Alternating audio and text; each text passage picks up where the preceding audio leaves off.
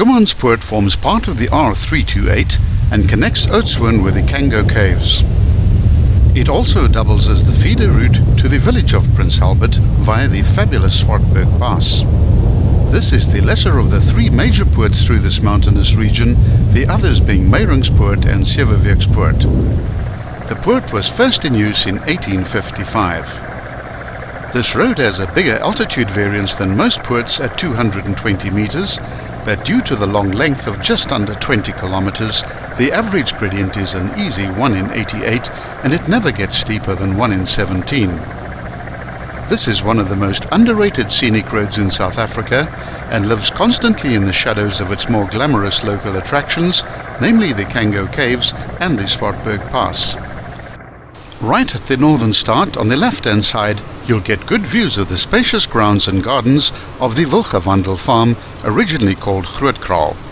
This farm has a restaurant, farm animals and camel rides on offer. This is a good watering point after crossing the Swartberg Pass from Prince Albert. The entire poort is tarred and generally maintained to a high standard, as this is one of the more important tourist routes for international travellers who flock to the Kango Caves. Once past the first farm, the road straightens out into the southeast and enters a double-sided cutting where the gradients get steeper. A long right-hand bend follows, with the gradient getting flatter.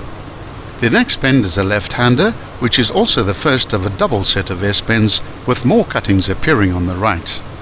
Throughout Schoemanspoort, you'll be offered all manner of tourist activities, including crocodile farms, snake and reptile shows, ostrich farms, restaurants, B&Bs as well as lodges. At the 3-kilometer mark, the mountains suddenly close the road in as the Schoemanspoort proper is entered. At this point, the road and the river are in close proximity as the kloof becomes increasingly narrow. After the next left-hand bend, another set of double cuttings appear and a minor gravel road leads away to the left at the 3.2-kilometer point. This heads to two farms, namely Groenfontein and Laughing Waters. As this S-bend straightens out, the road reaches its steepest gradient at 1 in 17, and an impressive and almost vertical set of cuttings can be seen on the right, with the river still keeping the road company on the left. Watch out for this last right-hand bend before the bridge, as it's very sharp and turns through 80 degrees. As this bend is exited, the bridge appears, which marks the first crossing of the Grobbelaarsrivier. The road now bends sharply to the left to enter an extended set of triple S curves, which are marked by steep cuttings and magnificent mountain scenery. The Kango Caves were rediscovered in modern times in 1780 by a local farmer named Jacobus van Zyl. The chamber he first was lowered down into was found to be as long as a football field and is named Van Zyl Hall in his honor. Further exploration was done and a second chamber was discovered in 1792. The Kango Caves Ordinance of 1971 gave certain legal powers over the caves to what was then the administrator of the Cape. Legally, these same powers now devolved to the local government members of the executive.